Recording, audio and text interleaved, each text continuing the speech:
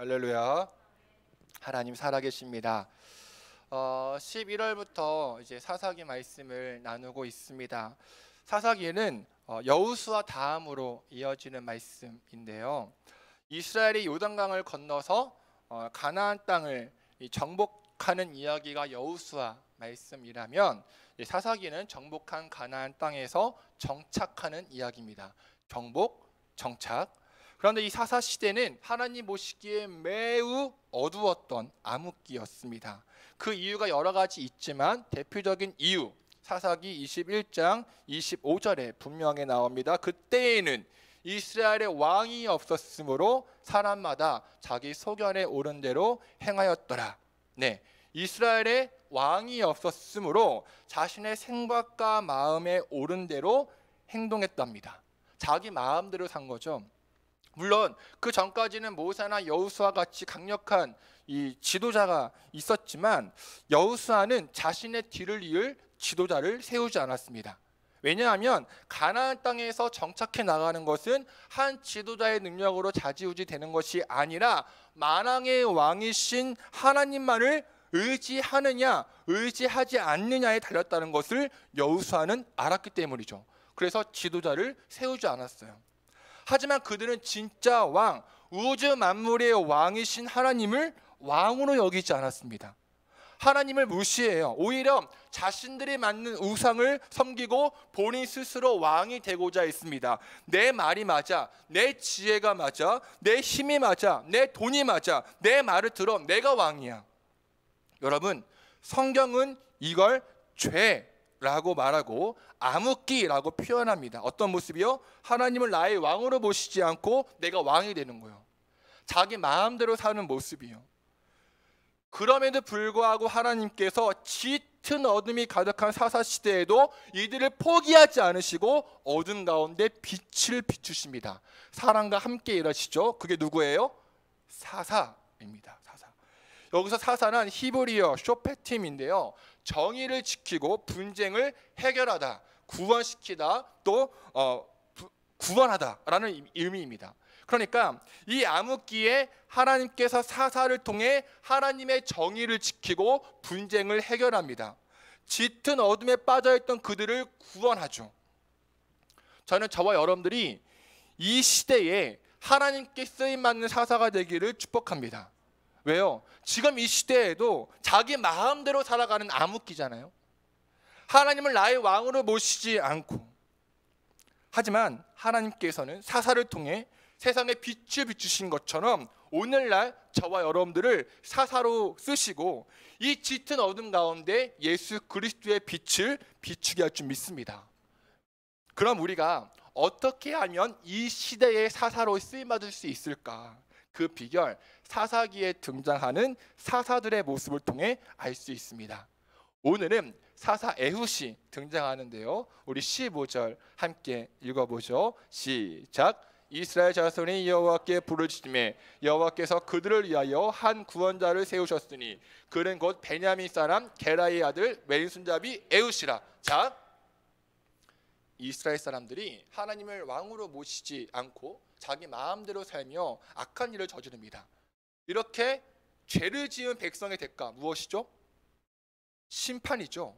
결국 하나님께서는 그들을 벌하시기 위해 모압과 암몬이라는 그 민족을 들어서 사용하시고 모압 왕 에글론이 이스라엘을 공격합니다. 그래서 이스라엘은 모압 왕을 몇 년 동안? 18년 동안 섬기게 되죠. 이렇게 이스라엘이 모압을 통해 고통을 받자 어떻게 한다고요? 하나님께 살려주세요 라고 부르짖습니다. 비록 이스라엘이 하나님께 범죄했지만 오래 참으시는 하나님께서 그들의 부르짖음을 들으시고 구원하시기 위해 누구를 세우세요? 베냐민 사람 게라의 아들 왼손잡이 에훗이요. 그렇죠? 자, 우린 여기서 에훗이 베냐민 사람이라는 것과 왼손잡이라는 것에 주목해야 합니다. 여러분, 베냐민이 누구냐? 야곱의 마지막 아들이에요. 야곱은 또 누구냐? 이삭의 아들이죠. 이삭은 또 누구냐? 아브라함의 아들이고요. 다 이해되셨죠? 어찌되었든 야곱의 마지막 아들입니다. 그런데 야곱의 부인 라헬이 베냐민을 낳다가 죽을 위기에 처하게 됩니다. 결국 어렵게 낳은 그 베냐민을 낳았지만 라헬은 죽어요. 예. 그래서 라헬이 죽기 전에 자신이 낳은 아들을 바라보면서 어떻게 이름을 지느냐, 베노니라고 이름을 짓습니다. 베노니 이름 뜻이 뭐라고요? 슬픔의 아들이요. 아니, 자식을 낳았는데 어미는 죽어가니까 그 어미의 마음이 어떻게 했어요? 무너지죠. 슬픕니다. 그래서 그 아들을 베노니라고 이름을 짓는 거예요. 그런데 아버지 야곱이 베노니 이 이름을 뭘로 바꾼다고요? 베냐민으로 바꿉니다. 베냐민이라는 뜻은 오른손의 아들이에요. 오른손의 아들. 이때 당시 오른쪽은 하나님의 도우심이 오는 방향, 거룩함, 또 정의를 상징했거든요. 정리하면 베냐민, 너는 더 이상 슬픔의 아들이 아니야. 하나님의 도우심을 받는 아들이야. 불길함과 고통과 슬픔에서 벗어나 하나님의 오른손을 붙잡는 사람이 되어야 해 라고 하는 아버지 야곱의 마음이 담겨 있다는 거죠. 그런데 재밌는 거 뭐냐, 에웃은 오른손의 아들 베냐민의 후손인데 그는 왼손잡이에요. 자, 이 왼손잡이라는 단어가 굉장히 중요하죠. 우리가 읽은 성경에는 왼손잡이라고 딱 나와 있지만 히브리어 성경에는 왼손잡이라고 나와 있지 않고 오른손을 잘 못 쓰는 이란 뜻과 오른손이 묶인 이란 뜻으로 나와 있습니다. 그래서 어떤 성경학자는 에웃이 오른손을 잘 쓰지 못하는 장애자일 거야 라고 해석을 해요. 그런데 또 다른 학자는 베냐민 지파에서 왼손잡이 군사 양성을 위해 오른손을 일부러 묶어 놓은 이라고 해석을 합니다. 자, 왜냐하면 그때 당시 무기 중에 하나가 물맷돌이거든요. 다윗도 물맷돌을 하잖아요. 물맷돌인데 오른손으로 던지는 것보다 양손으로 던지는 것이 훨씬 더 타격률이 높잖아요. 그렇죠? 이를 뒷받침하는 말씀이 사사기 20장 16절인데요. 베냐민 족속 중에 특수부대 700명이 있는데 다 왼손잡이고 물매로 돌을 던지면 조금도 틀림없는 자들이라고 기록되어 있습니다. 그래서 에웃은 장애인이 아니라 잘 훈련된 특수부대 요원이야 라고 해석을 하죠. 자, 그러면 어떤 해석이 더 옳을까요? 에웃은 장애를 가진 사람일까요? 아니면 잘 훈련된 특수부대 요원일까요?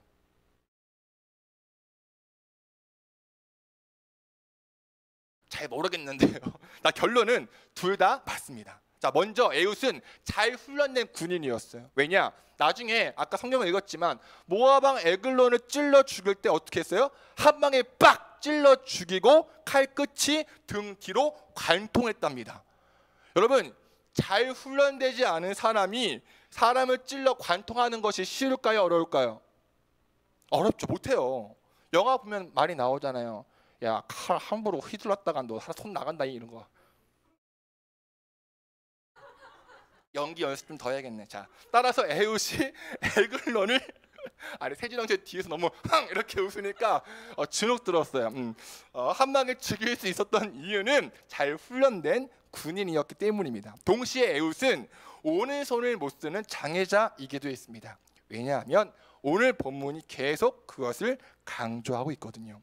자, 16절을 보시면 한 규빗은 손끝부터 여기까지 약 35cm 되는 길이인데 이 한 규빗에 되는 좌우의 날선 칼을 오른쪽 허벅지 옷 속에 넣었답니다. 그래야 어떻게 해요? 왼손으로 꺼낼 수 있죠. 오른쪽 허벅지에 놨는데 오른손을 꺼낼 수 있어요? 없어요? 오늘 집에 가서 한번 해보세요. 부엌해가지고 이렇게 하면 안 되잖아요. 그렇죠? 왼손으로 꺼내야 오른쪽 허벅지에 있는 칼을 꺼낼 수 있습니다. 그리고 21절을 보면은 에웃이 왼손을 뻗쳐 그의 오른쪽 허벅지 위에서 칼을 빼내고 그 칼로 모압왕을 찔렀다고 합니다. 그러니까 성경은 계속 왼손을 강조함으로써 에웃이 오른손을 일부러 안 쓰는 왼손잡이가 아니라 왼손만 사용할 수밖에 없는 불구자였음을 말하고 있다는 것이죠. 자, 그렇다면 사사 에웃이 왼손잡이였다는 것이 왜 그렇게 중요할까? 여러분, 오른손의 아들 베냐민 지파에서 오른손을 쓰지 못하는 자가 태어났다는 것은 굉장히 비참한 일이에요. 가문의 수치죠. 아까 말씀드린 것처럼 오른쪽은 하나님의 도우심이 오는 방향, 거룩함, 정의를 상징하는데 그 오른손을 못 쓴다는 것은 하나님으로부터 거절당한 사람, 거룩하지 못한 사람, 아무짝에도 쓸모없는 사람으로 낙인되었다는 말이거든요. 지금도 중동에서는 왼손이 불결함의 상징이잖아요. 더군다나 오른손의 아들 베냐민의 그 지파의 공동체에서 왼손잡이라는 것은 왕따를 당할 수밖에 없습니다. 그런데 여러분, 우리가 기억해야 할 것은 이런 치명적인 약점과 컴플렉스를 가진 에웃을 하나님께서 쓰셨다는 것입니다. 슬픔의 아들이 오른손의 아들로 바뀐 것처럼 치명적인 약점과 컴플렉스를 가진 자가 하나님의 사사가 되었다는 말입니다. 성경은 말해요. 하나님께서 세상의 미련한 것들을 택하사 지혜 있는 자들을 부끄럽게 하려 하시고 세상의 약한 것들을 택하사 강한 것들을 부끄럽게 하려 하시며, 네, 하나님께서 세상의 미련한 것들을 택하사 지혜 있는 자들을 부끄럽게 하십니다. 세상의 약한 것들을 택하사 강한 것들을 부끄럽게 하시고요. 왜요? 하나님 앞에서 함부로 자랑하지 못하게 하시려고요. 오직 하나님 말을 자랑하게 하기 위해서요. 더 중요한 것은 뭐냐? 하나님께서 이 일을 위해서 자신의 아들 예수 그리스도를 이 땅에 보내십니다. 그 예수님께서 우리의 연약함을 안고 죽으셨고, 우리의 죄를 안고 죽으셨고, 우리의 상처를 안고 죽으셨어요. 그리고 마침내 죽음을 이기시고 부활하심으로 역전하셨습니다. 이 영원한 승리 때문에 우린 약한 것들로 강한 것을 부끄럽게 하십니다. 사랑하는 여러분, 여러분들의 약점 무엇인가요? 여러분들의 자존심을 건드리는 상처와 컴플렉스는 무엇인가요? 앞으로 나아가지 못하게 하는 과거의 아픔은 무엇이죠? 여러분, 예수님께서 저와 여러분들의 그 상처와 컴플렉스와 약점과 과거의 아픔을 대신 짊어지시고 십자가에 못 박아 죽으셨음을 믿으시기 바랍니다. 아시는 분도 계시겠지만 제가 여러 번 말했죠. 제자들도 말했지만 저도 우울함 때문에 굉장히 힘들었습니다. 대인 기피증으로 집안에 갇혀서 내 자신을 욕하고 때린 적도 있고요. 너무나 많은 눈물을 흘렸고 어둠의 시간을 보냈어요. 그렇게 집구석에 앉아서 또 주먹으로 내 머리를 때리며 정죄하고 있던 중에 예수님께서 제 마음 가운데 하신 말씀, 시원아, 내가 너를 위해 죽었고 내가 너를 사랑하는데 네가 뭔데 너를 힘들게 하니? 나는 너의 약점을 위해 죽었고 나는 너의 아픔을 위해 죽었고 너는 내 거야. 그러니 더 이상 널 힘들게 하지 마.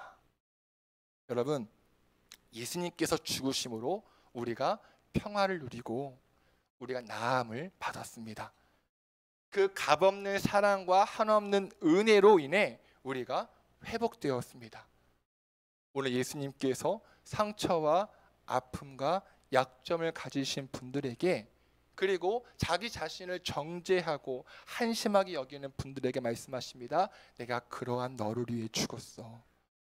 너의 상처를 안고 죽었고 너의 약점과 아픔을 안고 죽었어. 너는 내 생명과 바꾼 보배로운 자야. 네가 무엇을 하지 않아도 너를 사랑해. 네가 어떠한 모습이든지 나는 너를 사랑해. 오늘 이 아름다운 예수님의 음성을 듣는 저와 여러분 되시기를 간절히 축복합니다. 하지만 에웃 이야기는 단지 약점을 부끄러워하지 마세요. 컴플렉스와 과거의 아픔을 바라보지 마세요. 예수님께서 여러분들을 사랑하십니다 라는 것으로만 끝나지 않습니다. 여러분, 사사 에웃이 잘 들어보세요. 고개 드시고, 사사 에웃이 하나님께 쓰임 받기까지 정말 말할 수 없는 고통의 시간을 보냈을 겁니다.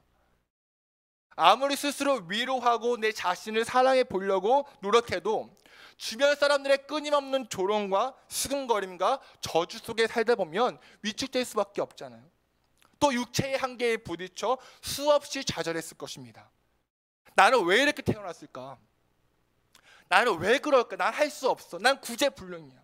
그럼에도 불구하고 에웃이 그걸 이겨냅니다. 기어이 특수부대의 군인으로 하나님의 사사로 쓰임받아요. 그럼 에웃이 이렇게 쓰임받기까지 도대체 무슨 생각으로 버텼을까요? 어떻게 하나님께 쓰임받았을까요? 19절 말씀에 그 열쇠가 담겨 있습니다. 우리 함께 읽어보죠. 시작. 자기는 길갈 근처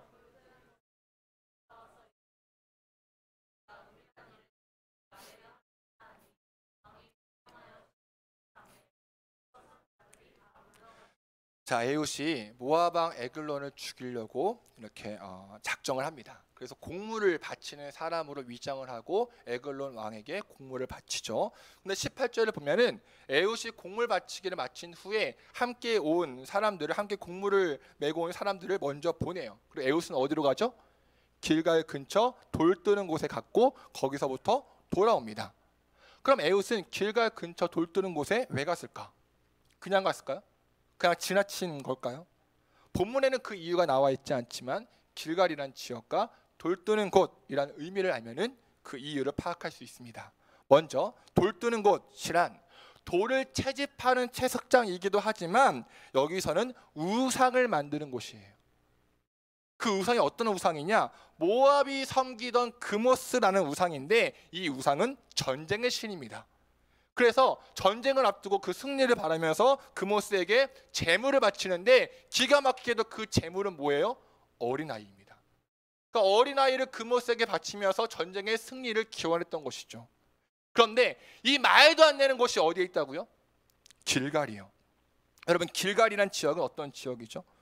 여호수아가 백성들을 이끌고 요단강을 건널 때에 돌 12개를 취해서 기념비를 세운 곳입니다. 무엇을 기념했나요? 하나님께서 요단강을 멈추게 하신 것, 마른 땅으로 건너게 하신 것을 기념합니다. 그러니까 이스라엘 백성들을 향한 하나님의 신실하신 사랑과 크신 능력을 후손들에게 알려주기 위해 기념비를 세운 것이죠. 정리하면 하나님의 능력과 강하심을 기념하고 그것을 후손들에게 전하기 위해 길갈에 12개의 돌을 세웠는데 바로 그것에 돌 뜨는 곳, 즉 우상 만드는 곳이 생겼다는 거죠. 거기서 아이들을 제물로 죽이고 바칩니다. 하나님의 영광과 능력과 인재가 가득해야 할 그곳에 음란과 악한 영과 피 흘림과 비명과 우상이 가득합니다. 이렇게 하나님의 영광 대신 우상이 가득한 길갈 지역에 누가 갔다고요? 에훗이요. 여러분, 바로 이 장면을 통해 에훗이 사사로 쓰임받은 이유를 알 수 있습니다. 에훗은 비록 몸이 성치 않을지라도, 장애가 있을지라도, 아픔과 슬픔과 상처가 가득한 과거가 있을지라도 그것만 바라보지 않았어요. 에훗은 하나님을 경외하고 하나님 영광을 바라보았습니다. 에훗은 하나님을 예배하고 기념하는 곳에, 그 길갈이라는 곳에 우상을 섬기는 곳이 바뀌었다는 것이 도저히 용납할 수 없는 슬픔이었습니다. 아이들에게 하나님의 일하심을 보여줘야 할 그 장소가 도리어 아이들을 제물로 바치는 그 끔찍한 장소로 바뀌었다는 것이 도저히 용납할 수 없었어요. 내 몸에 장애가 있고 상처로 가득한 슬픔보다 하나님이 무시당하고 하나님 영광이 가리워지는 이 말도 안 되는 현실이 더욱더 아팠습니다. 내 자존심이 무너지는 것보다 하나님 자존심이 무너지는 이 현실에 땅을 치며 애통해했고요. 자, 19절 보세요. 에훗이 모압 왕 에글론과 독대합니다. 사실 한 나라의 왕을 독대하는 거 1대1로 보는 게 쉽나요? 어렵나요? 어려워요. 어떤 사람은 에훗에게 장애가 있었으니까 불쌍히 여기서 들어오라고 했을 것이다, 혹은 하나님께서 만나게 하셨다라고 하지만 왕이 그렇게 멍청하지 않아요. 더군다나 20절 보세요. 에훗이 왕을 만나러 갔을 때 왕이 서늘한 다락방에 홀로 앉아 있었대요. 여기서 서늘한 다락방은 화장실입니다. 화장실에 있었다는 표현이에요. 여러분, 왕이 처음 보는 사람을 화장실에서 만날까요? 아니에요. 그럼에도 불구하고 에훗이 모압 왕 에글론과 독대할 수 있었고 에글론이 자기 신하들을 물러나게 했다는 것은 에훗을 오늘 처음 만난 것이 아니라 에훗과 에글론이 친분이 있었다는 말입니다. 여러 번 만난 거예요, 여러 번. 그리고 그렇게 만날 때마다 에훗은 에글론에게 사탕 말린 아부를 했습니다. 또 에훗이 에글론에게 하나님 명령을 받들어 아랠 일이 있다고 하자 왕이 어떻게 했어요? 그의 자석에서 일어납니다. 왜요? 아첨 섞인 말을 들으려고요. 또 17절을 보면은 에글론이 매우 뚱뚱한 사람이란 다음 거요. 에글론이 매우 뚱뚱한 사람이라고 표현한 것을 보아 에글론은 아부만 좋아하는 것이 아니라 에웃에게 따로 챙김 받는 것이 있었다는 것이고요. 어찌되었든 이렇게 에웃이 매번 모압 왕 에글론을 만나 아부를 하고 공물을 바친 후에 집으로 돌아갈 때마다 어김없이 간 곳이 있는데 그것이 바로 길갈 근처 돌뜨는 곳입니다. 그러니까 에웃은 이곳에 한 번 왔거나 한 번 지나친 것이 아니라 공물을 바칠 때마다 이곳에 왔다는 것이죠. 그리고 비참한 이 현장을 바라보면서 거듭 마음을 잡습니다. 하나님, 내가 하나님 영광 다시 회복하겠습니다.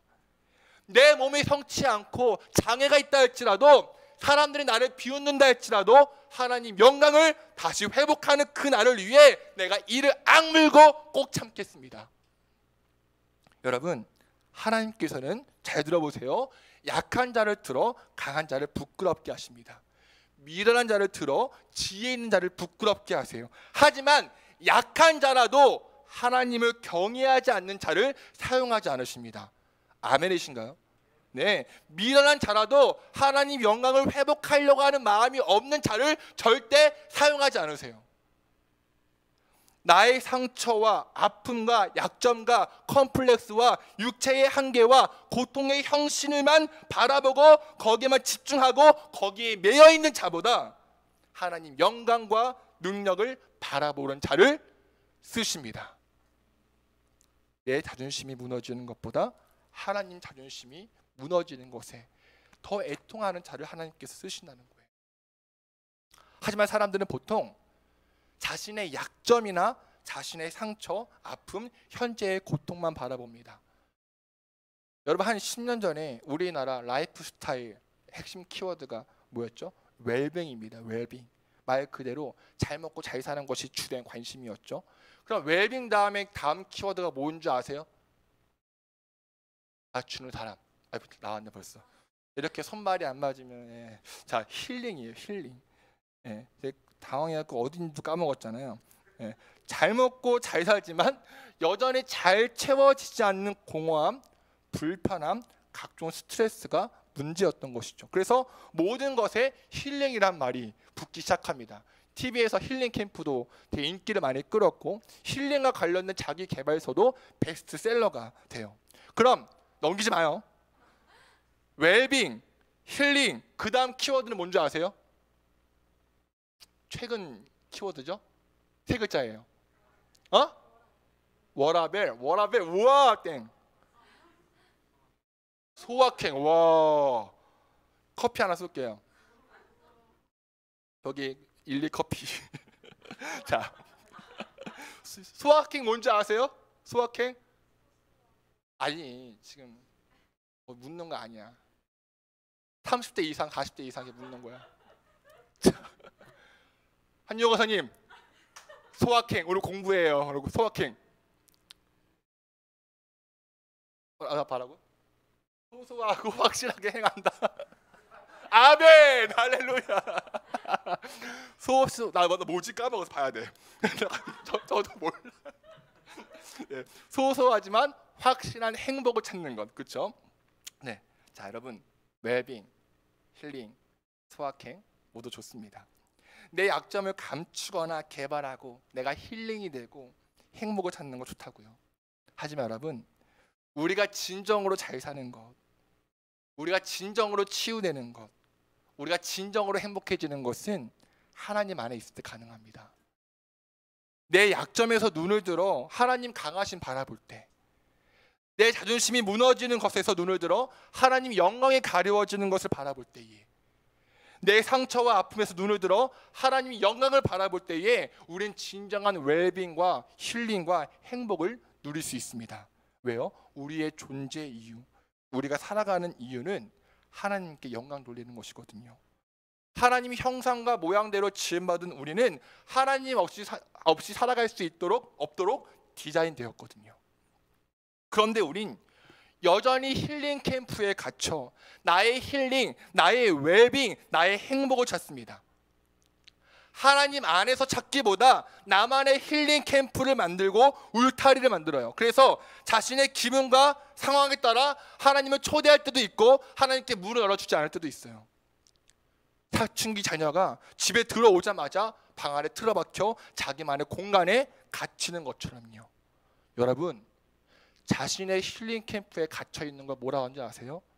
사람마다 자기의 소견에 오른 대로 행하더라. 이게 힐링 캠프에 갇혀 있는 거예요. 여러분, 우린 자신이 만든 힐링 캠프, 그 오염된 인본주의 신앙에서 벗어나야 됩니다. 아멘인가요? 에웃이 자신의 상처와 아픔과 상황보다 하나님 영광을 바라보고 더럽혀진 하나님의 이름에 더 애통했던 것처럼 우린 하나님 중심의 인생, 신본주의 인생을 살아야 합니다. 힐링 캠프에서 벗어나 하나님 캠프를 나의 베이스 캠프로 삼을 때 하나님께서 우리를 이 시대의 사사로 쓰임 받는다는 것을 믿으시기 바랍니다. 말씀을 정리합니다. 여러분, 하나님께서 여러분들을 사랑하십니다. 아멘. 네. 이것은 여러분들의 믿고 안 믿고와 상관없어요. 변하지 않는 진리입니다. 우리의 현실이 종이컵처럼 약하고 금방 구겨지고 더러워지고 벌어지기 쉽지만 하나님께서는 이러한 우리를 사랑하십니다. 얼마나 사랑하시는지 예수님을 이 땅에 보내시고 우리의 상처와 아픔과 짐을 대신 짊어지시고 죽으셨어요. 우린 예수님 때문에 쓰레기에서 보배로운 보물이 되었습니다. 하지만 우린 이것으로 만족하면 안 돼요. 예수님 때문에 보배로운 보물이 되었다면 다시 쓰레기통을 뒤적거려서는 안 됩니다. 여전히 지난날의 상처와 아픔과 약점에 머물러서 안 됩니다. 자신의 웰빙 캠프, 자신의 힐링 캠프에서 벗어나 하나님 나라를 바라봐야 됩니다. 하나님 영광을 바라봐야 됩니다. 길갈이 우상 만드는 곳으로 변한 것을 바라보며 애통했던 에웃처럼 하나님 영광과 능력이 가득해야 할 가정과 교회와 나라가 무너져가는 것에 애통해야 합니다. 우리 부천 주의나라교회 온 성도는 온 땅에 가득한 하나님의 영광을 바라보며 그 영광이 가정과 교회와 지역과 세계 가운데 회복되는 것을 소망하며 하나님의 사사로 쓰임받기를 예수님의 이름으로 축원합니다. 우리 이러한 믿음으로 자리에 일어나서 함께 찬양하고 기도하실 때 불 좀 꺼주시고요.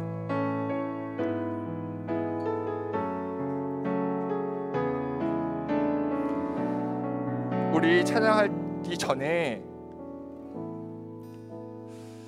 오늘 드디어 4개월 만에 현장 예배로 왔잖아요. 그렇죠? 네. 함께 모여서 예배하는 이 모습이 얼마나 참 좋은지 모릅니다. 우리가 지금까지 저도 마찬가지고요. 여러분들이 만든 힐링 캠프가 있다면 또 웰빙 캠프가 있다면 그 울타리를 하나하나 빼시고 다시 하나님의 캠프를 나의 베이스 캠프로 삼는 귀한 시간 되게 해달라고 기도하시고 하나님의 영광이 여러분들의 삶 가운데 그 영광으로 내가 살기를 원하는 마음으로 이 찬양을 불렀으면 좋겠습니다. 함께 찬양하시겠습니다. 주님 큰 영광, 주님 큰 영광 받으소서. 홀로 찬양 받으소서. 모든 이름 위에 뛰어난 그 이름 온 땅과 하늘이 다 찬양해. 겸손하게 우리 무릎 꿇고 주 이름 앞에 영광 돌리세. 모든 전하세 독생자 예수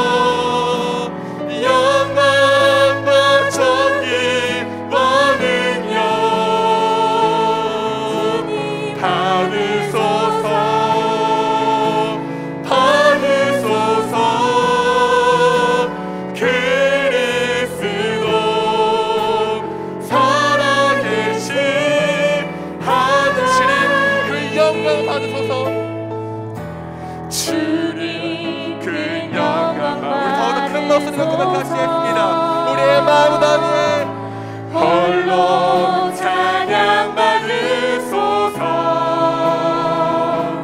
모든 이름 위에 뛰어난 그 이름, 온 땅과 하늘이 다 찬양해. 겸손하게 주님 앞에 무릎 꿇고 겸손하게 우리 무릎 주의 영광이 우리 마음에 충만하기 원합니다. 주 이름 앞에 영광 돌리세. 모두 절하세. 모두 절하세. 독생자 예수 주님께